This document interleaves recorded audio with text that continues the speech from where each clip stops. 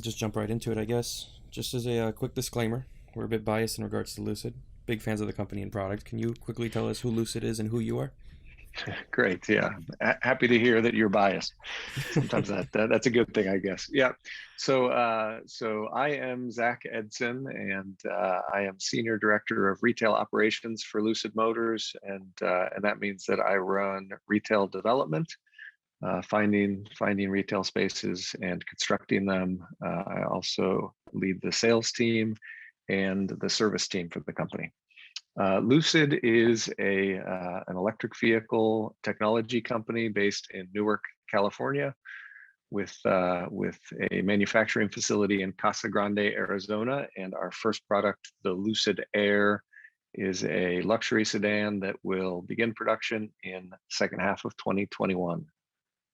Thanks for that. We feel we're headed in a predominantly EV focused landscape, I think. How does Lucid plan to separate themselves from the rest? Yeah, so I agree with you completely that EVs are the future, and we'll get there as quickly as we possibly can. Lucid approaches the EV space first and foremost with a technology angle. We started as an EV technology company, as a battery company, and EV powertrain, and we believe that that's really the key to success in producing, developing, selling EVs that are competitive and compelling. And it's for a few reasons. One is that you can get maximum efficiency if you're developing that technology directly as a company rather than just trying to integrate other people's technologies. It also allows us to package the vehicle in the maximum manner so that you can use the space in the car to maximum effect. So it's really compounding factors that do that. So approaching it with technology, and then also building out a brand that's truly focused on serving our customers and delivering the best products in the best way possible. Throughout the last century or so, there's been maybe a handful of automakers that everyone knows their names. Everyone knows a Honda, everyone knows a Toyota. Lucid seems to be wanting to enter the mass produced market as well eventually. Is there any plans to market their way into the everyday household? Yeah, certainly our mission as a company, as we say, to inspire the adoption of electric vehicles, and of course we're starting at the luxury side of the business, at the high end portion, but our aspiration really is to get as many EVs in market as possible, and we can do that in a few ways, and one of them is to work toward lower price point, higher volume as Lucid directly, and we'll certainly do that. You might have heard our CEO Peter Rawlinson talk about future platforms that would allow us to increase volume and reduce that price point. But then there's other ways we can do it as well. One of those is working with other companies and taking that technology that I've talked about and enabling their electric vehicle programs by utilizing our EV technology. And we've actually developed our systems, our battery, our drive units. We've designed them in a way that they're highly manufacturable and can be scaled. So it's not just 500-mile plus vehicles with 600 to 1,000 horsepower. We can actually scale the design so that it can fit into smaller vehicles with lower power needs and smaller battery needs as well. And then there is a third way, and that could be that over time we could develop additional brands under the Lucid umbrella, like you see with other car companies where they have different brands for different types of vehicles. And really we're exploring all of those, and hope to have relationships with other companies that we can help them get those higher volume products in market soon. Speaking of adoption, some EV startups are making their first cars more affordable mass market cars. While you guys are going with a luxury vehicle first and then working your way down, can you talk about some of the benefits of going forward with a luxury cars first and then moving your way down versus the other way around? Yeah, yeah, and it's a different equation potentially for a startup than it is for a major international conglomerate that has deeper pockets potentially to invest. But I'd say the most important reason that we start at the luxury side of the scale is because it enables us to build a product that's truly captivating. And that has a number of benefits. It helps us as a new company in raising our profile, because if you produce something that's truly desirable, people start talking about it and covering it and getting excited about what you're doing. It's not just an appliance. It's not a necessity. It's actually something that you want, and that you'll go out of your way to be around it, to purchase it, to talk about it. So that's important for us as a company, but it's also important for the electric vehicle movement, because the more that people are talking about EVs as being something desirable, again, rather than feeling like something that's being forced upon you or that you kind of have to have, the more that people are talking about it as being the best or better than the alternative, the more impact that we can have as a company, and the more impact on the industry as well. So that's kind of the primary reason. But then for us as a startup, when you look at developing higher volume products, the costs are go up significantly. On the development side of things, as well as tooling, when you start building the tools to produce higher volume cars, you need to make more of them. They need to be of a higher strength standard. Your factory needs to get bigger. Your sales and service network needs to get bigger to support the higher volume. So just purely from a cost perspective, it sort of seems contrary to what you might think, but the luxury car has a lower cost requirement to enter the market. Now, why do you think that Lucid and all of these new automakers are opting for electric vehicles versus ICEs, which would probably come out to costing less today? Sure, sure. They're just better. I mean, they're better for a number of reasons, and thankfully now a lot of people have experienced them firsthand. And can say what they've experienced, not just from a test drive, but from ownership. So the, they use energy more efficiently. They don't burn fossil fuels. The driving experience is simply better. It's just a smoother power delivery. The one pedal driving, once you get used to it, is actually a better overall driving experience. You're not having to hunt back and forth between the accelerator and the brake pedal so much. There's less complexity in the powertrain system, which means less maintenance for the car, less likelihood of needing repair. So you're not having to visit the service center as frequently.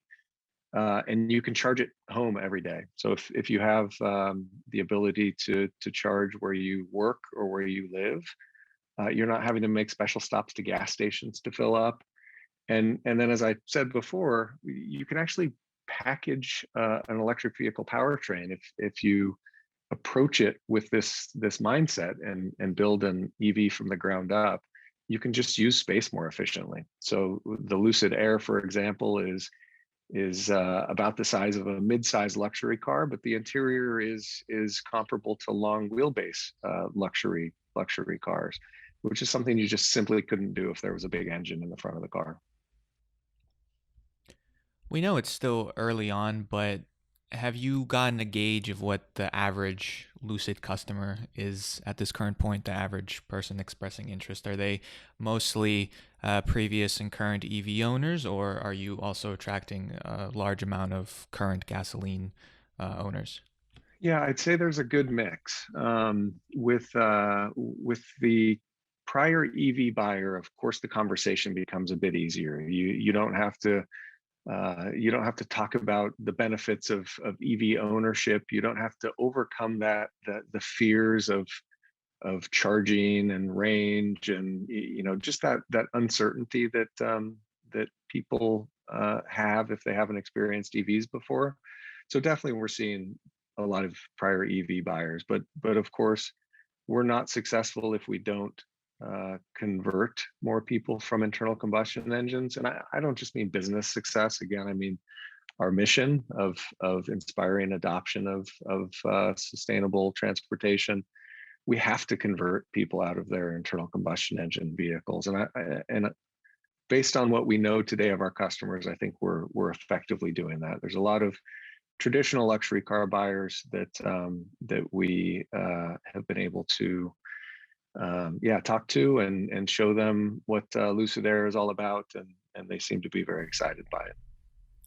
There's a lot of EV misconceptions or just misinformation out there that we've seen throughout the years. We've seen a lot of companies tackle it different ways. Is there a specific way Lucid plans to tackle EV information?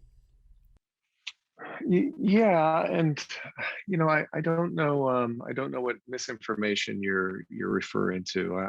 I do think that there are fears, as I say. I think range is something that comes up regularly. I think the the concerns about having a charging having a charging point available when you need it, and the time of recharge. I think from our perspective, what we're trying to do is engineer a vehicle where a lot of that becomes not concerning. When you talk about a car that can go over 500 miles of range on a single charge, that can charge up to 300 miles in about 20 minutes, where we have uh, an infrastructure. We're working with Electrify America, for example, that if you purchase the vehicle, that you'll have 3 years of free charging on the Electrify America network. Just enabling all of that, you start to knock down some of the fears that people have. Is there other misinformation that you were thinking of? Not specifically, not specifically, Yeah. but in regards to 500 miles of range and having the specs necessary, do you think those high tiered specs of 500 miles range again will go down to mass produced vehicles? Um, I think that's yet to be seen. I mean, I think there's certainly as the technology continues to mature, as economies of scale allow you to produce produce more cars with lower costs for the production of those vehicles, we can start to see cars with lower price points having the longer range. But there's really kind of a trifecta of EV adoption, I think, when we look at mass market. And I think range is one important component. I think that charging infrastructure I was talking about is important, and then charge speed.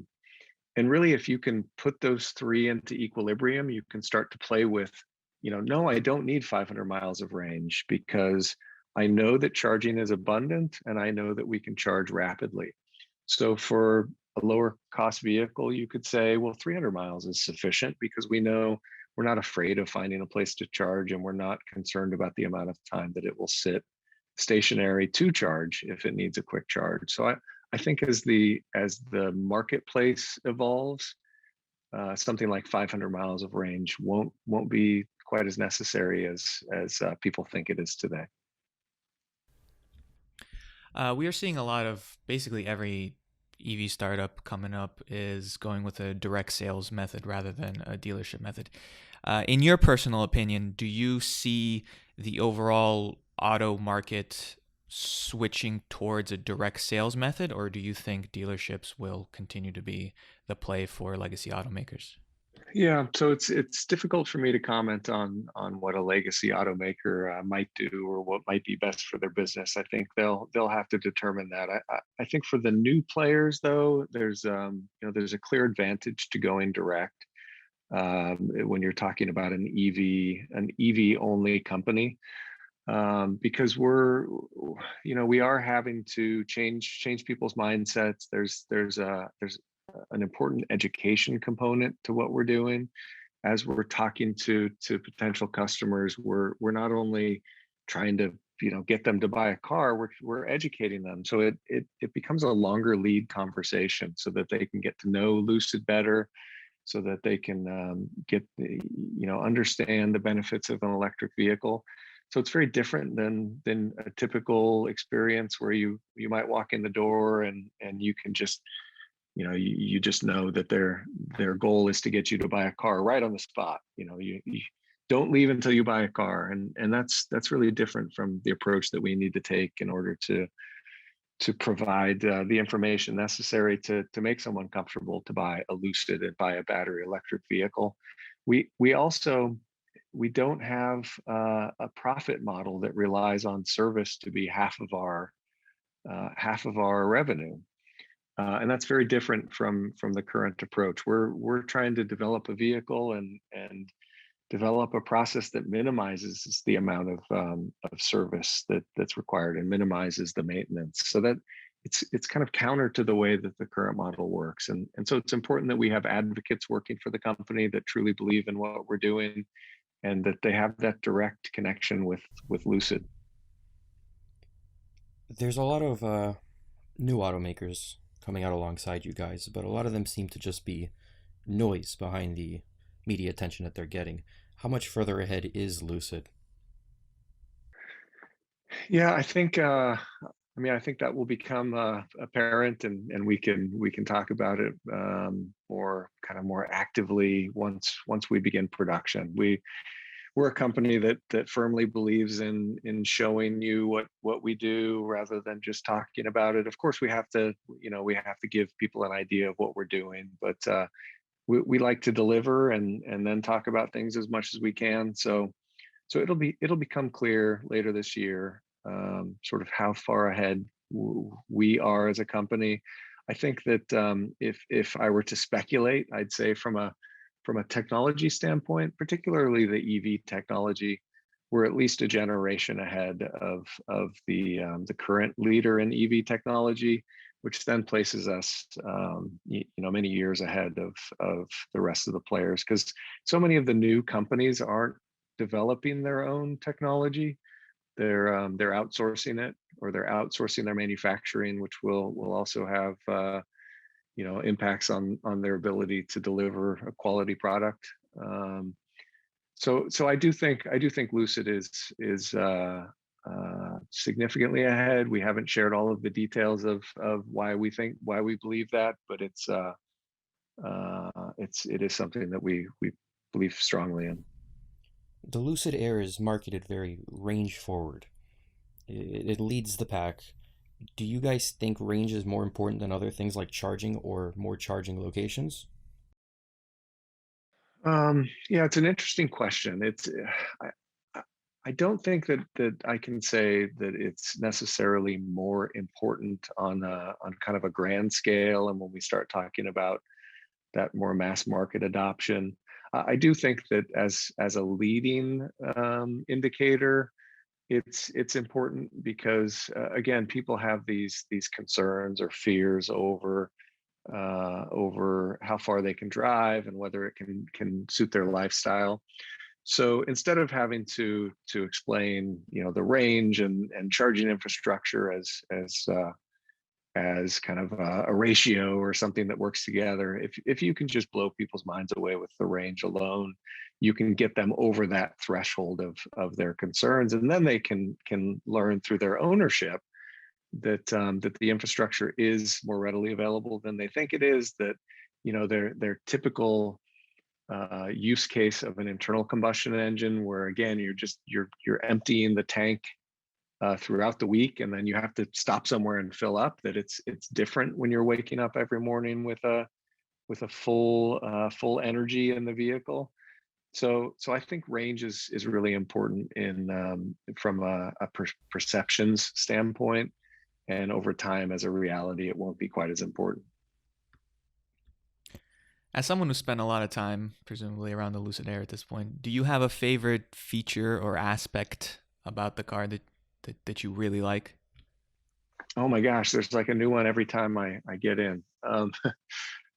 So I'm sort of tall. I'm about 6 foot 6 inches tall, which means that the ability to drive the car and then jump in the back seat and also be comfortable in the back seat has been exciting for me since the moment that we created a mock-up of the car.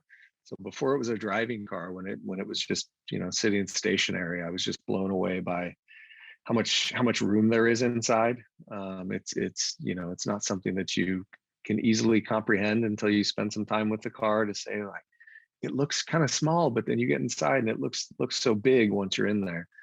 I'm a kind of a speed junkie too. So when you talk about the acceleration of this car, not just 0 to 60, but beyond as well, just the always available power is a feature that I just love in kind of day-to-day use. No, I'm not gonna, race the car or anything, but just being able to point and shoot and be able to get into the spot that you need on the freeway. And again, that one pedal experience is really something that I hope everyone can experience someday. And then the news, what we've announced recently, the surreal sound, the Dolby Atmos powered surreal sound just creates a sound experience in the car that you haven't ever experienced before. And I love playing music loud and love that experience in the car. So I don't know, there seems to be a new one each time I get close to the car. To close this off, a question we ask everyone is, have you owned an EV and what car do you currently drive? Yes, I have owned an EV. I currently drive a Tesla Model 3. I also own a Tesla Roadster, being a veteran of that company. And I've driven many other electric vehicles, through working at EV companies. Of course, we like to try out whatever everyone else is doing. So when I say it's better, I say that from experience, and I say that from an ownership background as well. That it's yeah, it's I guess another benefit that I haven't talked about as much is because that of the large battery. You don't have to keep your engine running if you want to sit and wait for your kid who's late getting out of their sports practice, or if you're at an event and you're waiting for something. You don't just have to sit there idling a gasoline car and putting fumes out. And the battery can just power those things. So it also allows you to access the vehicle remotely, because it, again, with the battery, it can wake up and be alert, and you can precondition it. And there's just so many ownership benefits that you just don't truly understand until you've lived with one for a while. Well, Zach, I think that's all the questions we have. So thank you for your time and insight, and we look forward to the release of the Lucid Air with the second half of this year. Yeah, yeah. Thank you, Dennis and Giovanni. Yep. Second half of 2021 is when Lucid Airs will be hitting the roads in customers' driveways.